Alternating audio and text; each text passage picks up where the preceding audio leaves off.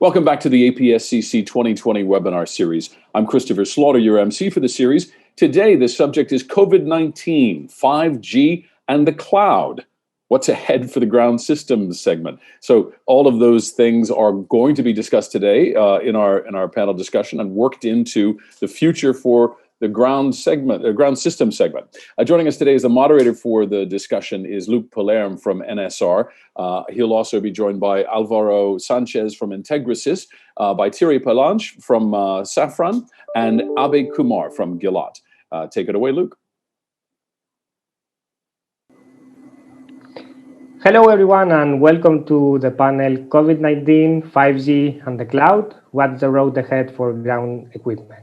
I'm Luc Palerme, Senior Analyst at NSR, and I'm very excited to be here today to discuss ground segment. We are in the space industry. We all love discussing about satellites, rockets, but we might not give the importance to ground segment that it deserves. So, very happy to be here and sharing the knowledge of my panelists today with you on ground segment and how ground segment is going to be very important in the transition to 5G, in the adoption of new technologies like virtualization or cloud.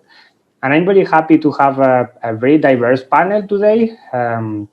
They are all companies related to ground segment, but they touch very different elements inside the industry. So that's going to be very good to have a broad view on why ground segment is important for the industry.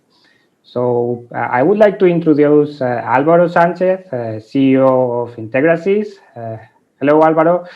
Abhay Kumar, Regional Vice President of North America and Asia for Gilat, and Thierry Palanche, Sales Director, Satellite Communications and Situational Awareness at Safran Electronics and Defense. Now, if you could spend just 2 minutes introducing yourself and your companies, in case there is anyone in the audience that don't know you. Alvaro, do you want to start? Absolutely. Good morning. I'm very glad to be here. Thank you, APSCC, and thank you, Jude, for this moderation. As introducing what you mentioned, Integrasis is a ground station software provider for automating and making easier satellite and making more streamlined satellite communications in the world, so more people can benefit from satellite. Users that were not before involved in this kind of SATCOM industry to become involved and get benefit of, whether it's the traditional geo or whether it's new constellations and new type of ground. And just coming to your point, if there is no ground, there is no space. So we need the ground to get to the space. Otherwise, it is a link that doesn't close. So we are absolutely necessary. And the more we innovate in the ground, the better the space industry it is. So we see that we have a critical role here, and software is the facelift that we need now, because we need better tools, we need better applications in order to coexist with this new demand of connectivity we have.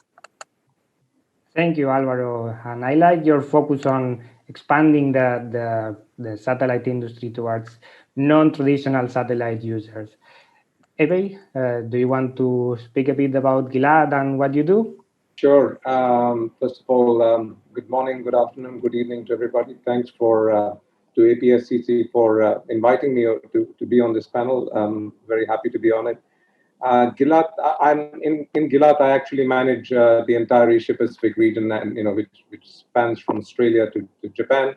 And last year I was actually also managing North America. So I've been a bit around the world, in testing out the in-flight connectivity on a lot of the airlines that fly around. I think Alvaro said it well. Having space and having it not connected to the Earth it makes things irrelevant. And if you have satellites which have all the bandwidth sitting in the sky, and if you're not able to kind of pull it down to the earth and put applications on it, it's a challenge. And we have in Gilat, we didn't predict 5-6 years ago that cellular operators would be using satellite-based technology for doing 4G backhauling. It was all it was all a pipe dream those days, and now it's become a huge reality. So I think the world is coming around, and with all the technologies that are going to come up in the future, I do believe that the combination of satellites and the ground segment have a wonderful future ahead. So happy to be a part of that future. Thank you, Ebe, and I'm sure we will touch on cellular backhaul later. Thierry, the floor is yours. Thank you. Thank you to APSCC for your invitation to this conference. And I'm in charge of a space ground segment for space communication in a Safran data system.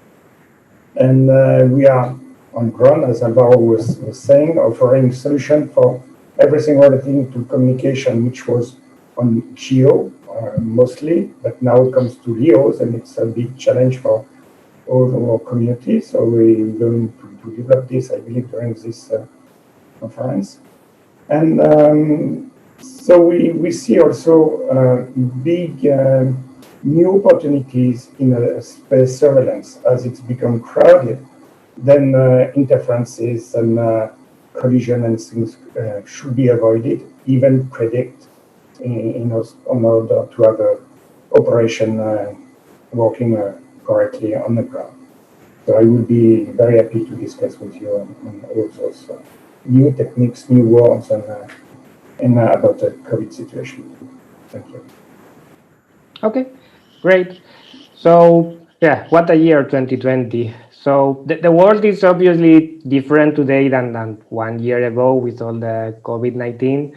And I think that by now the industry have a clear idea on what are the verticals that suffered the most. And I'm thinking about aero or cruise, and you can discuss or challenge that afterwards in your comments, or some other verticals that have been a bit more resilient, like cellular backhaul that they was mentioning, or consumer broadband. But I want to discuss a bit beyond that. So I'm wondering if you have incorporated any change to your products, if you have evolved your technology roadmap to, solve the problems that COVID-19 has generated. And I'm thinking about maybe remote site commissioning or remote operations, these kind of challenges that COVID-19 has presented for example, for installers that were unable to get to the sites and set up the new sites. Alvaro, do you want to comment on this? Absolutely. Actually, we have a new US patent about no-touch commissioning, so no installer needs to go to the site. So this booking bottlenecks that we are having with installers that cannot travel to anywhere because they are locked down are completely solved. So this is a huge, major game changer for this in order to deploy faster and not require a human to be on site. It is completely all automated as an iPhone. So this is something that we developed over the last year, and now it was actually the time to release and patent, and because it makes a lot of sense today. Another product, what we have done in this process is we are very flexible, and we have adapted very rapidly for having our products virtualized. So customers can benefit on no logistics. So it can be just a license that they can load into their facility, and there is no shipping anymore, or on-site installation is all remotely covered by the support. And also what we have done is tools, cloud tools for selling more capacity that now is completely required by everybody. Even the demand is huge, but we are not, as an industry, accomplishing what we could, because the demand is huge, but we are not in contact with our customers as we used to be. We need Zoom. So this is, let's say, the Zoom of the satellite. So it's an interactive way to sell capacity in order to have very intuitive report, very good link budget, very good quotes, in order to have the customer to adopt it rapidly. Even they are not in the satellite industry, they are new to us. But at the end of the day, you just need to talk their language. It is how many megabits per second, what it would be the service, where, how many locations, and how many dollars. That's relatively it. And if you provide with a simple interface that they can understand, they are able to commit and buy, because actually who is signing the deal, it is not an engineer in many cases, especially in this new kind of application companies. Right. Thank you, Alvaro. I think that that's very important that, yeah, we learn as an industry how to get into the doors of these outsiders, because we tend to sell capacity to the same group of people, one and always. So, Abe, any insight from Gilad? What has been the strategy here on changing your products to adapt to the COVID-19 era? Yeah, I think we've had to go through a fair bit of change because over the years, when you come to cellular operators and it comes to putting up sites in remote locations, it was always a question of having even installing a hub for that matter. It always involved sending somebody to go there and physically install the hub and at the gateway and then doing the remote site location installations. Now, in the first half of the year, we did have challenges, right? Because we couldn't travel. Come March, I think nobody has been able to go to the field. So we devised processes by which we could do, supervised installations of the hub and the remote sites. And so, in countries like Japan, for example, where some of the sites are really, really, really far away, we had to use local people in those places to do the installs, and we were kind of monitoring it remotely. So I think it's been a learning curve, but we've adapted our processes, and we do a lot of managed services. So in the part of the managed services, one of the things that we did is we adapted our processes to make sure that we are not having to physically be there when it's impossible, but getting the cellular operators successful in providing the service in these difficult times. Because one of the things that COVID has generated is that people are working from home, so they need connectivity in those places. So the demand has gone up, and we just have to make sure that the right equipment is available and easily installable for them to use. So those processes we have had to change. And I guess that has an impact beyond COVID-19 and lockdowns, right? Because now it might be cheaper for you to install the sites. True, it has. Let's face it. COVID-19 has had its impact on the business overall, and so while you mentioned it, aero and in-flight connectivity. From our business, in-flight connectivity was a very big share of our business with GoGo and that we were servicing. Now with with that industry, the aero industry practically at a standstill. For us to make sure that we continue the growth and we continue the profitability, we had to bring our costs down, and this really helped bring the cost down. Understood. Thierry, could you comment a bit on how has COVID-19 changed your technology roadmap? Sure, but just to start with, I would say that the current situation has not impacted the business. For Abe, it may because it's in aeronautic, but we are purely on space, and space is still resilient, and so we still have a good year. The problem, as you can understand, is to travel. Then for product delivery is not an issue. It's more an issue for project where you have deliveries on site activity. And this has been postponed for most of them. Projects are still alive for sure, but there is two things: the COVID situation and the duration of the COVID situation, which is makes even more difficult if it lasts more for long. And one other impact on activities is more on maintenance activities, which if this situation is there for a longer time, it may impact operation because we could not travel and then go on site and do some annual visit. One important thing for us, which has been emphasized during this period, is that the services, data services, as we have a virtual service to deliver orbital position of a satellite, which is online through subscriptions through a web portal, has no impact. This is a very convenient, even during this period. You just subscribe to the service, you get the data, everything online. So we see a clear advantage of having a service oriented to our customer, and especially during this period.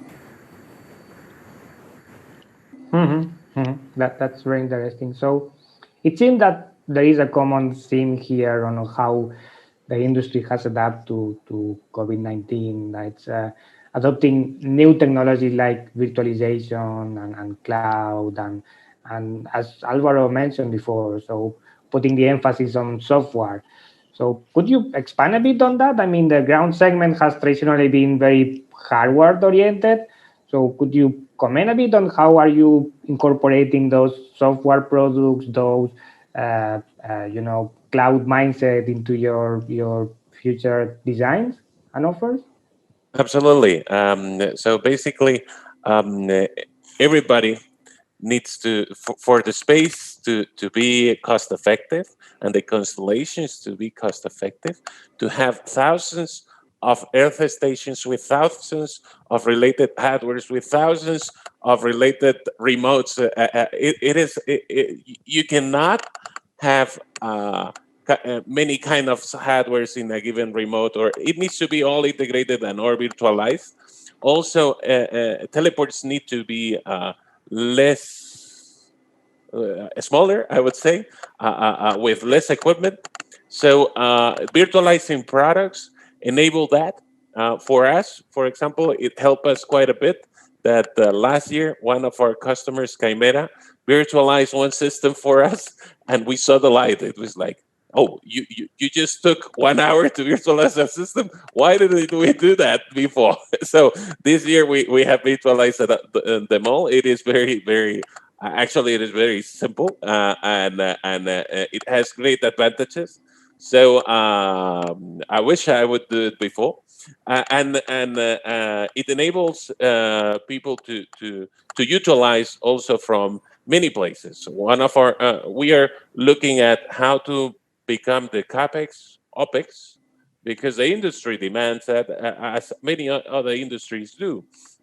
So this the cloud enables you to provide software as a service.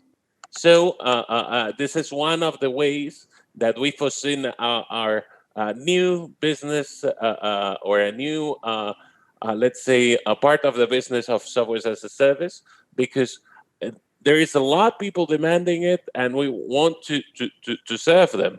And we have done it already with few customers, and we continue to do, because it just makes sense to have systems in the cloud that can be utilized anywhere by any home. As I mentioned it before, people are working at home now, so it just makes sense to utilize any product in anywhere at any time, whether you get up early in the morning and you use it, or you late at night, whenever you are working, to be able to utilize from anywhere you are. So this gives the flexibility to the companies in the satellite industry to actually adopt any security measures and health measures to have people working remotely. So you mentioned that the advantages with the scale, with new business models, with reducing complexities and cost.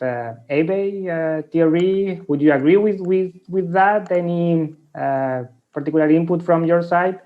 To a great extent, I would agree with that. And the example Alvaro gave was good, because when people are working from home, the traffic patterns change. There may be hours when there's huge amount of traffic in a particular location, and at some hours there'll be hardly any traffic. And if you look at what additional stuff is being added, and people have started streaming Netflix and stuff on because they're sitting at home, so the amount of utilization of bandwidth itself has gone up. Now, in such a situation, it is also important. The reason why software-defined networks come into the picture is that you've got to be able to control the availability of capacity and throughput to the various users, and that's where balancing the network. If in a particular location you don't need so much of bandwidth at a particular hour, take it away, pass it to someone else. These are the controls that come in a cloud software-defined network kind of a model. And I think the whole world is evolving in that direction. Forget about satellites alone. I think there is not a single industry I see which is not going in that direction at the moment. That's very interesting. And I guess that at the end, that reduces the amount of bandwidth that the end user needs and makes the satellite more competitive in terms of balancing act. It's a balancing act. There is, and I'll let Thierry add to it, but it's a balancing act. There is a certain amount of capacity sitting in the sky, and you've got to optimize it. You can't just be pumping everything into one particular location and letting the other people die. So it's a balancing act, and software plays a key role in that balancing act. Seems we are in the same world, same business, and I agree with you, Abe and Alvaro. The movie is on. Okay, we cannot stop it, and it has been initiated for a while. I would say we have been moving from analog to digital to software-defined radio and network now. So it's going that way and more service-oriented. And this situation has given a big push to that, to this new organization, under the pressure, I would say, of the restriction to travel, for sure, to be on site, close to the customer and so on, or close to the equipment. But also by the budget. I believe all customers are going to be stressed by budget, so they will need to find other way optimize their cost, OPEX and CAPEX, and Alvaro was mentioning that. So it will push this orientation to a more service-oriented and virtualization and so on. That's very interesting.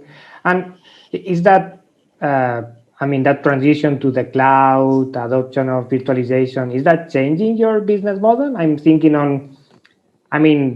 you are ground segment providers, you usually sell hardware. Are you changing your business model and looking into new business model like infrastructure as a service or pay-per-use or that kind of new business model based on the transition to virtual platforms? Thierry, you want to elaborate a bit more on what you were commenting? This side, yeah, sure. The feeling in it's my personal view on this, but the feeling is that we're going onto service-oriented and even collaborative service-oriented. What I mean is that all customers have infrastructure, we have the application, they do the operation, and all this could be dispatched differently. Okay, we could be involved differently in this, meaning that infrastructure could be monetized. Okay, application could be shared, and operation could be made by trusted operator, as it's become very fashion to have outsourcing operation and cost effective. So I see something is not, I didn't see in real, but this feeling is in, we have a more collaborative approach with our customer, sharing our assets and sharing knowledge to optimize the cost for OPEX and CAPEX. That's very interesting. So Alvaro, do you want to comment here? What's your view? Yes, for us, it has been quite a change. I think we have set up a web online store as well. So it is something that we have seen there is a need. Sales team doesn't agree with that, but it is new times. You need to adapt. So we have pushed a better sales process through the website, accepting this kind of platforms such as PayPal and others. We have adopted pay-per-use in some products, and we are talking to multiple marketplaces for professional. But yeah, that's a way we will be going forward. We are trying to be dynamic and disruptive, and I think that these times are demanding that. So that's how we are changing, let's say, the business model, thanks to innovations that we have done, change the business model into a more pick and choose type of relationship with customers. That's very interesting and very disruptive for the satellite world. I mean, having to sell products on a website, that doesn't seem the traditional way of selling products in the satellite industry. So, Ebe, any comment here? I think that Gilad has done a lot of innovations in business model as well, in the cellular backhaul segment, for example, partnering directly with mobile operators and running end-to-end network for them. So how is virtualization changing your business model? So look, I think virtualization, is unavoidable. So I think the way from our perspective, we haven't been able to do stuff like what Alvaro suggested in terms of put things on a website and sell, because for cellular backhauling, there is when we try to offer it as a service, there are different models that come into play, right? People talk about you talked about pay as you grow, but people do talk about let's look at a per Mbps kind of a model where everything comes in, bandwidth, equipment, services, everything comes in, and at the end of the day, the cellular operator doesn't really care whether he's getting, he's interested in making sure that the service is available and the SLAs are getting met. He's not really keen on saying, okay, how much of CAPEX, OPEX am I buying? So it's an Mbps model that worked very well for us. But the area where virtualization cloud comes in is the way we manage that network. The network management system which we have built, and I think that's one of the areas which has kind of helped us a lot in terms of where the servers are located, where are the how is network management done, where are the data servers, where are the protocol servers. There are regulatory issues in several countries in terms of where data can reside as well. So given all that, given the restrictions that exist from a regulatory perspective, I think we've taken leaps forward in terms of network management and in terms of commercial models that are available to service providers, telcos, to better improve their CAPEX, OPEX situation. There are pressures. Operators today. It's not only all the players here on this panel that have been hit by COVID. Telcos have been hit badly by COVID. Demand for bandwidth, and inability to go and put fiber in many locations for them. Which was their priority. Most telcos, let's face it, fiber is their first, ray of hope before they come to satellites. So, I think we have helped a lot of telcos with creative models in this difficult situation. And let's also look at it's not only COVID.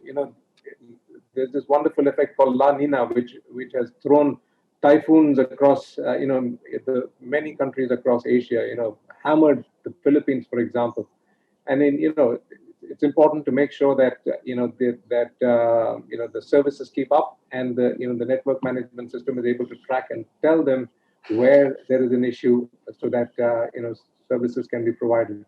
So, in my opinion, the full virtualization of a network for cellular operators is still evolving, and as we go into the 5G world, probably some more service orchestration and stuff would come into the picture. But I think it's an evolution path which has started off right now, in my opinion, from a cellular perspective. Mm-hmm.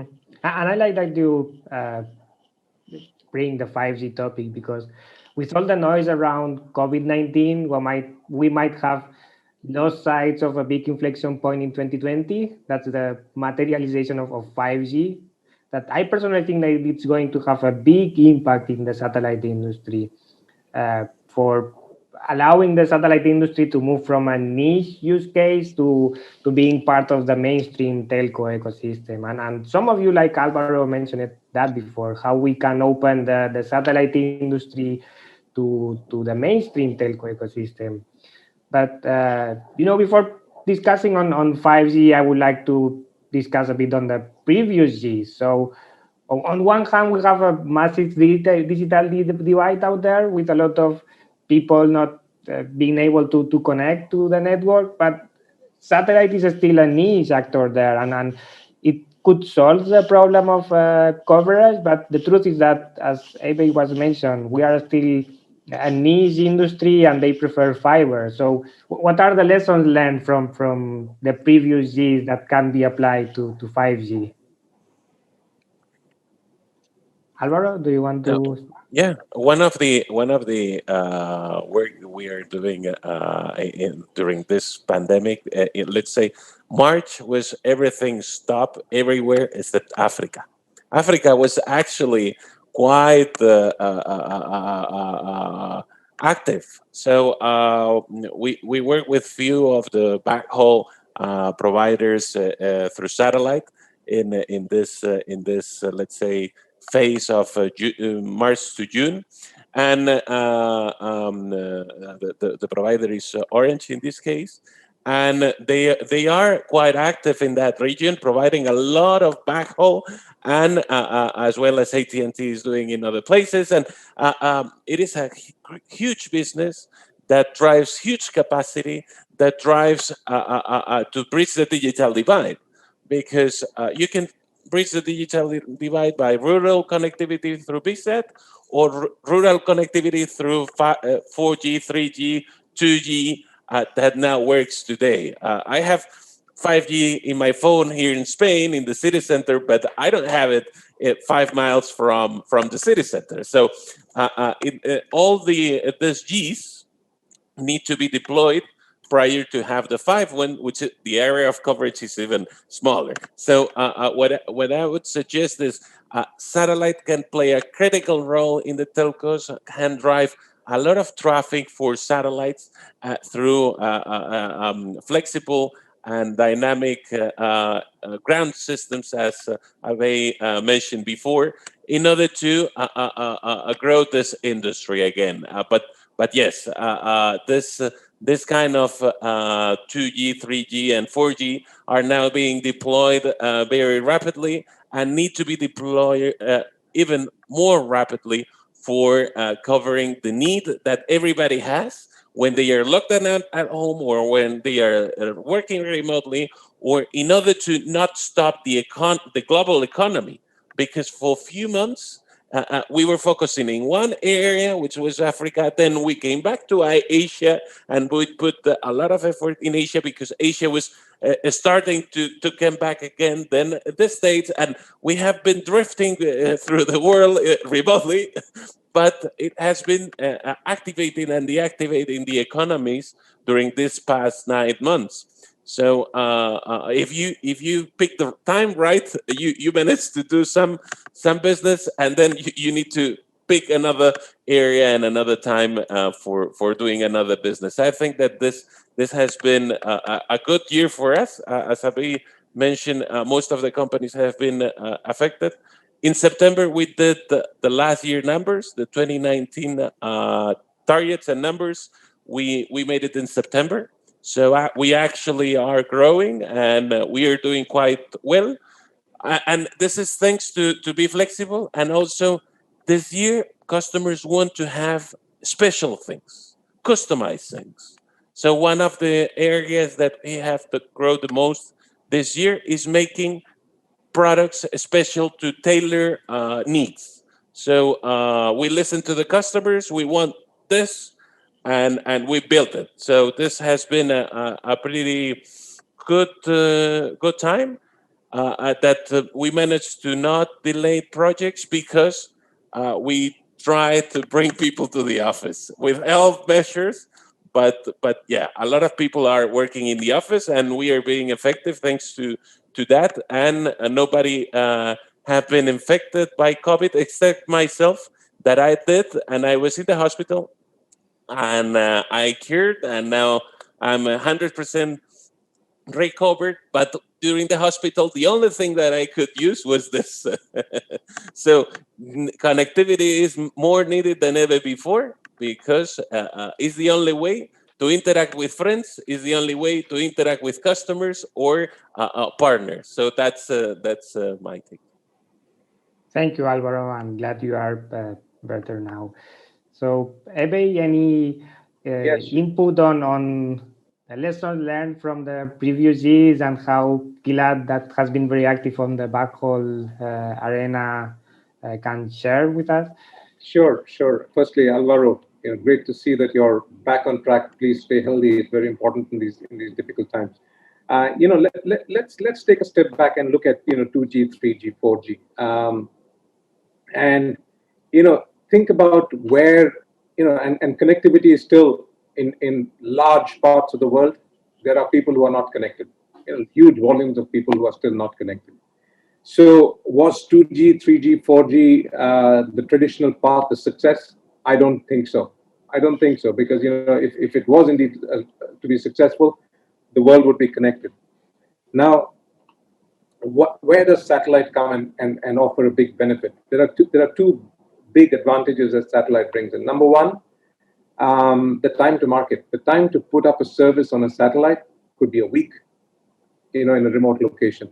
But if you take fiber to a remote location, it could take you, 2 years, depending upon the country you're operating in.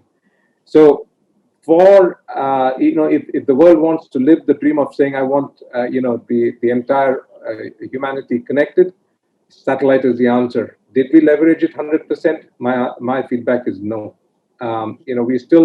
We still try to say, let's get 150 Mbps throughput, 200 Mbps throughput on a mobile device in a remote location where the person has had no connectivity for years.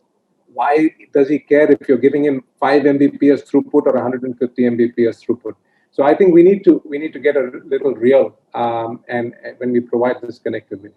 The second thing that's happened, and this, in my opinion, this is when cellular backhaul and satellite really took off, was when disaster recovery became one of the key applications. When Japan got hit with those massive earthquakes, I think about 5 years ago, they had a few sites on satellite.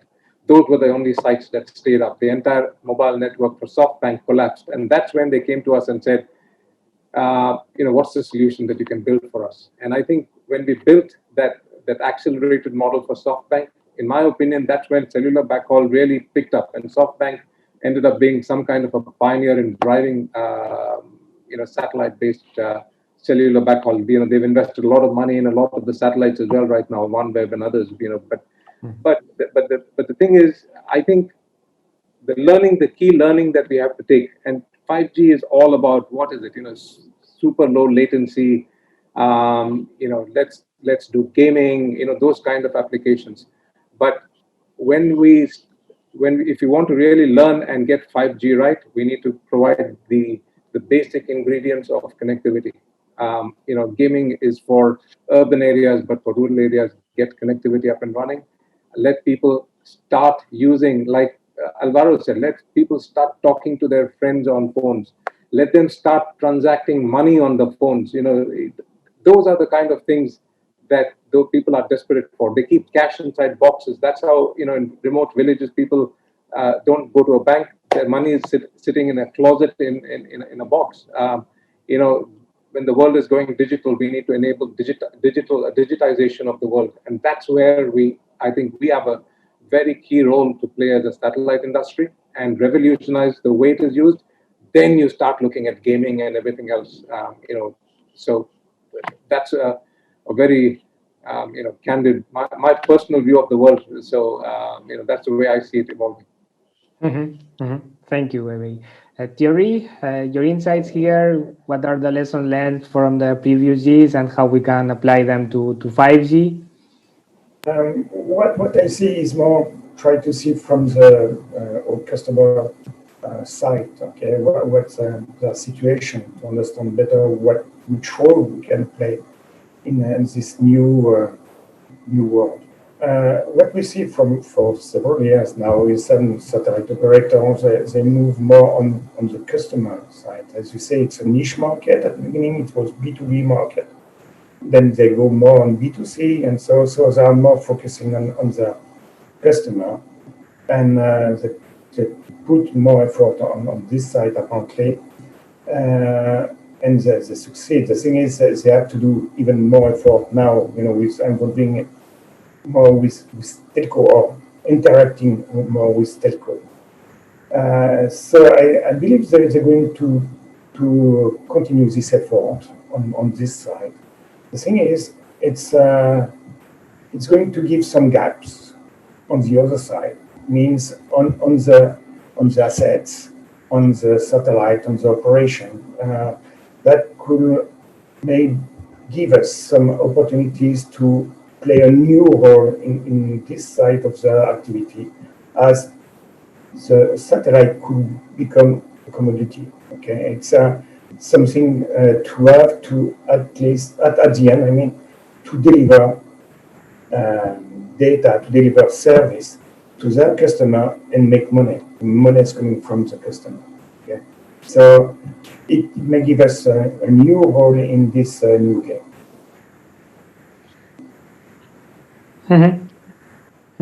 Thank you. So now on 5G, and again, I personally believe that 5G is a great window of opportunity for satellite to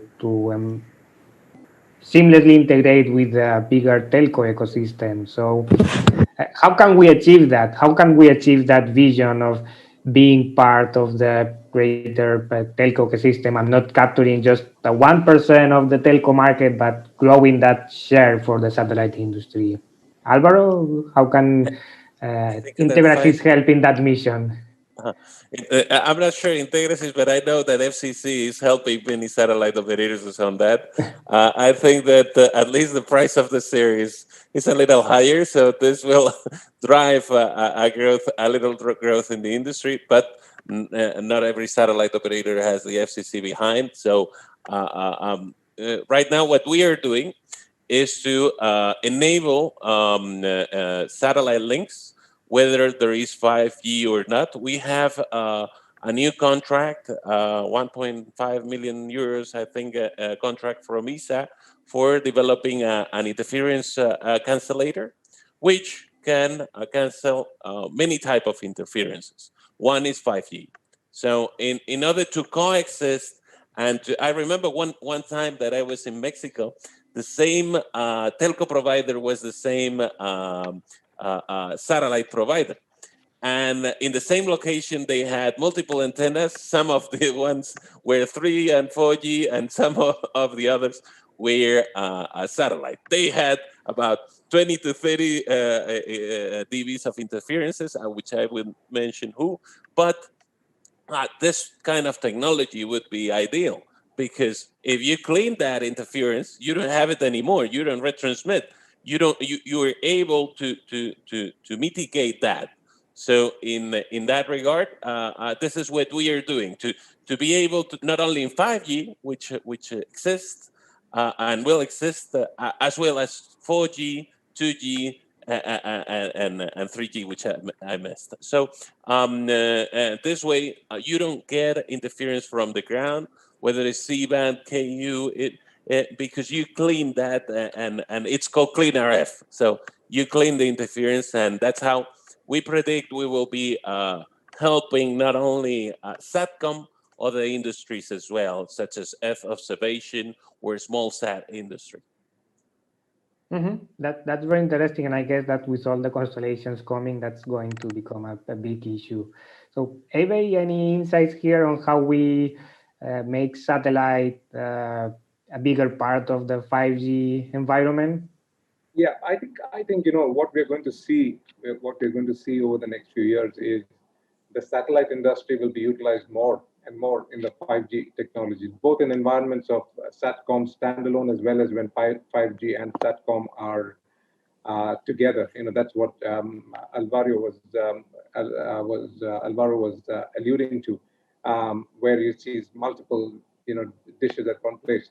I think that's going to continue. The key aspects with this next generation satellites that are all coming up is how do you make the network deployments more effective, and how do you effectively share the service orchestration with 5G tools. And this is how we will help. We probably will help implement a better resource management. I think that's where we are going to have to focus our attention on. One of the other areas where we could be more penetrative as a satellite industry is when telcos are defining this 5G strategy and trying to roll out 5G networks. And the 5G networks are a little more complicated than all the Gs that we've seen so far. There is a migration strategy that we could help with. It's going to take them 2-3 years before they are able to actually migrate off 2G, 3G, 4G network to a 5G network. And that's where we come in to play a very important role and establish ourselves really by coming in and saying we can become an interim solution, and at some places the interim will become permanent. And so that's the strategy that we're going to have to sit and carve out together. And that's what I think all the NGSO operators, all the NGSO providers are also building as a part of their strategy. They're trying to say, how do I bring an ecosystem together to address this big need of throughput and bandwidth. So I do see us having a two-phased approach. One is migration, and then eventually probably let fiber and let the 5G, traditional 5G networks. I'm calling it traditional because it's not non-satellite, so I'm calling it traditional. It's the wrong word to use, but let them focus on the zero latency kind of gaming applications, and let satellite address the other applications. So that's a way of probably demarcating the boundaries between satellites and non-satellite applications. Mm-hmm. That's very interesting that you mentioned not only that it's easy to, when you think about 5G, it's easy to fall into the access network and the applications trap, but it's good that you mentioned also the backend of the network. So how 5G core is going to be important for satellite to make it integrable with the rest of the ecosystem. So Thierry, do you want to comment on here how the 5G core is going to be important for you and for making the satellite more active in the telco world? Yes, what I say is that 5G and new technology which is going to be deployed is going to stress a bit more customer, and by fact will stress us to have more solution automated, remotely accessible, and as the operation will be more critical. The work going to be to address is very demanding and very critical. So we will have to work more on prediction, and Alvaro was mentioning that for cancellation. So you may have interference, but the customer will not see it.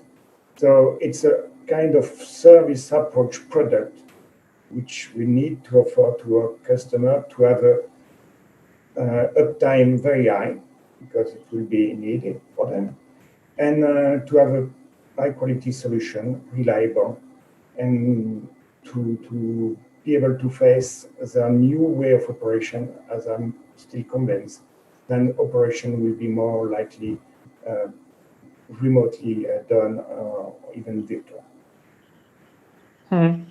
So it seems that the impact of 5G is going to be very broad. You mentioned automation, you mentioned service orchestration. I think that that gives an example of how important it's 5G for the satellite industry. And another point that has been common to all of you is the mention of constellations and NGSOs. So I think that 2020 has been an eventful year on that front as well. And yeah, I think that we couldn't finish the panel without touching that point. And I think that ground segment maybe is the forgotten element here. We like to discuss a lot again about satellites, launches, and so on. But I think that, I mean, it's a big leap forward for ground segment in the next 2-3 years to serve the MEO and LEO constellations. So could you share some thoughts here, Alvaro? Do you think that we are going to be ready in the next 2-3 years for the LEO constellations, and especially on your areas of work? You mentioned interference before, you mentioned opening the satellite industry to new actors. So could you share your thoughts here? Yes, actually, whoever is not ready, count with us. We are happy to support. We are working today with flat panel antenna companies. We are working today with maritime antenna companies in order to streamline this process of accessing the satellite completely automated, whether it's a GEO, traditional GEO, or a new MEO and LEO. So this enables orchestration, deployment, fully automated, and fully secure. So whether it's a government or whether it's an entity, can grow significantly fast, which enables a better time to market for these constellations that need to succeed. We have seen them coming, then going, then coming back. So it is not a sure business model that highly depend on the ground and highly depend on how to deploy and highly depend on how to maintain and it depends on the SLA and the service. So we do tools to maximize that. What is an interference? A failure SLA. So if you mitigate that, you get a higher SLA, which complies with the customer requirements, and then the customer is happy, and otherwise he's not. So that's and migrates the system to a GEO or migrates the system to another constellation. So in that regard, we are looking at that. Also, we are looking at how to make link budgets in LEO and MEO. Most of the people don't know. When it was an Excel sheet, very static and very difficult, and now they don't know how to do that because the satellites are moving, whether it's horizontally or vertically in respect of the Earth. So in that regard, we have created a new link budget tool that supports LEO and MEO constellations and type of beams and type of ground stations and flat panel antennas again, because the link budgets in the flat panel antennas are not the same. It's not the same the gain when it is 90 degrees, when there is 60 degrees, or when there is 45 degrees. It is completely different. Actually, in some degrees, you won't have a link. So in this case, or a reliable link, in these cases, we are working with this type of companies in order to make this constellation successful and make these constellations more dynamic and and more successful with SLAs or deployment or actually designing. Thank you, Alvaro. And I think that there has been a lot of back and forth for different verticals and use cases. I guess that your main target here with these products is on enterprise side, or you think that the LEO constellation will be able to attract customers on the consumer side as well, with the price of the flat panel antenna maybe being a challenge? I think that many applications will be benefiting. Low latency, a UAV that is flying around and needs to broadcast a lot of video to command and control or anything like that. It's highly benefiting Leo or Mio. Other applications like high traffic trunking or like backhauling, which is latency sensitive. That's also applications that can benefit of Leo. Will they serve them all? I don't know. Maybe the cruise, but when there is no cruise, you need to see where you focus. Oil and gas, maybe. But the main applications that I see today is defense, and another applications that I see is backhauling, very powerful 5G backhaul. Very interesting, Alvaro. Okay. Eve, do you want to comment here? I mean, Gilad has been very active with Empower and on the networking side for non-geo constellations. I think yes. Gilad has been very successful in terms of planning ahead for NGSO, and even and for Leo, and potentially the future, which could be the HAPS that some people are talking about right now. But I think there are a few and we have taken a lot of steps in building out the baseband for these NGSO satellites.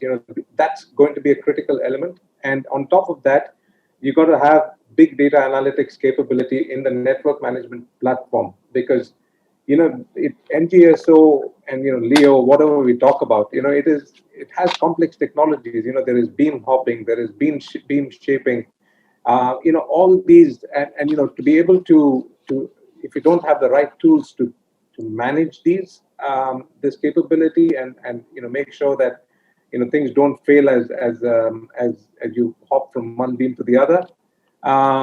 These are technologies that we are building at this point of time together with the NGSO providers. You mentioned Empower is one of them. So we are very actively building that technology out now. And if you look at some of the new satellites that are being planned, even on the geo side over the next 2 years, they're all called software-defined satellites. So the technology itself is changing. So they are able to monitor the whole satellite, move the whole satellite using software. That's where they're heading. And Gilad has been very active in this space. And you asked a very interesting question on consumer and Leo and consumers. Till such time that that wonderful electronically steered antenna becomes commoditized, consumers are going to struggle with Leo, because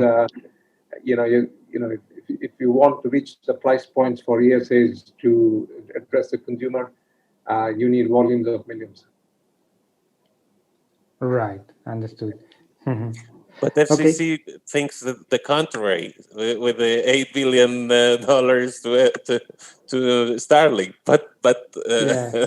he's unique. Well, the question, I guess, is I think it's 1,000 or something per terminal that they are financing. Is that enough to cover the extra cost of the terminal?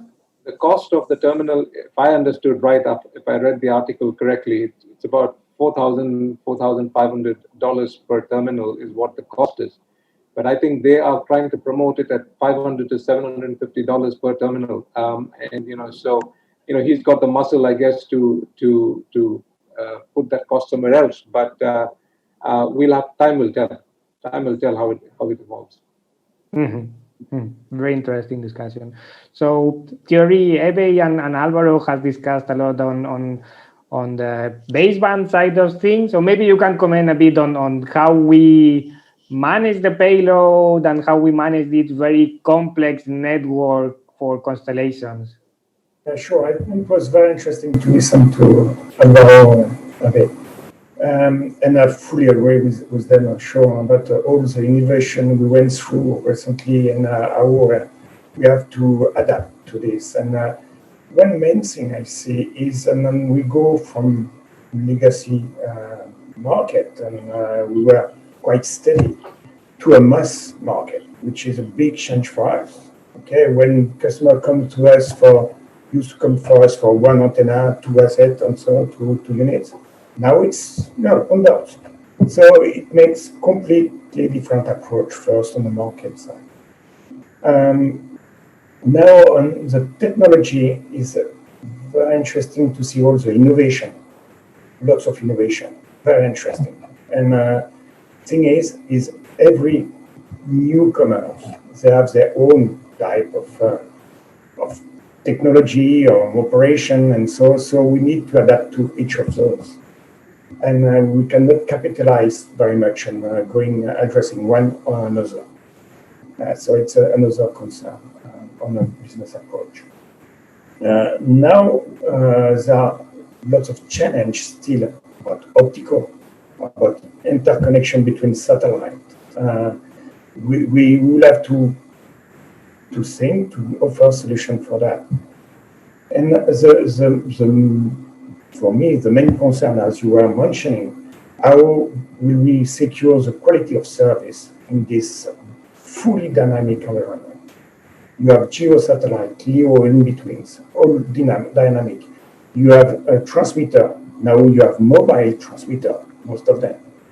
And how can you secure those communication without any interference and so on? So we will work into prediction or in prevention, I would say, knowing the position of the geo satellite, knowing the position on LEO, knowing the position on the transmitter, and this will have full capability to address this information, having, as I was mentioning, orbital service to give the geo satellite position with high accuracy. We're talking about 100-meter accuracy.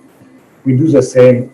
We come on LEO and MEO, and we have geolocation of transmitter, so we can have a full mapping of the situation, which is fully dynamic. And this is the main concern. How will we manage this fully dynamic world without interference, without collision, and to secure the on-time environment? Mm-hmm. Mm-hmm. That's very exciting. So I think that we are running out of time. I would spend the whole day discussing the future of the ground segment and the industry. But I want to thank the panelists with all the insights. This has been very, very interesting. So thank you very much. Thank you. Thank you, Luke. Bye-bye. Bye-bye. Thank you very much for that, Luke. Thank you very much, Alvaro. Thank you, Thierry. And thank you, Abe.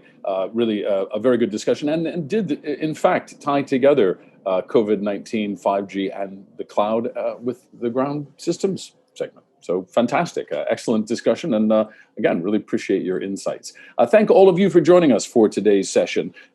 We do hope that you will be back to join us again in 2021, because that was the last of our 2020 webinar series. It's been a very interesting, fascinating experience for all of us to be putting these on for the past 6 months or so. We hope that you've enjoyed them as well, and that you'll be back again in 2021. The upcoming, the first of the upcoming series will be a look at industry trends in 2021, a sort of forecast of what's ahead. That will be moderated by Peter de Selding from Space Intel Report. We'll also be featuring Pacom Revillon from Euroconsult, Carissa Christensen from Bryce, and Tim Farrar from TMF. So that will be a very interesting look at what we have ahead in the industry in store for us in 2021. That'll come to you on the 13th of January at 9 a.m. Hong Kong time on the Wednesday morning. We'll be back on the Wednesday morning schedule from there. If you would like to register, please do join us at apsccsat.com. You can register for there. You will have to register again for the 2021 series. It will be free as with 2020. So please do join us. We look forward to seeing you again in the next set of this series. And if you're interested in finding out more about the association, have a look at apscc.or.kr. You'll find lots more information about what APSCC is all about. And you'll also find the link to joining the association, should you be interested in doing so. Either way, we look forward to seeing you in 2021 and wish you all of the best for the holidays. Thanks again.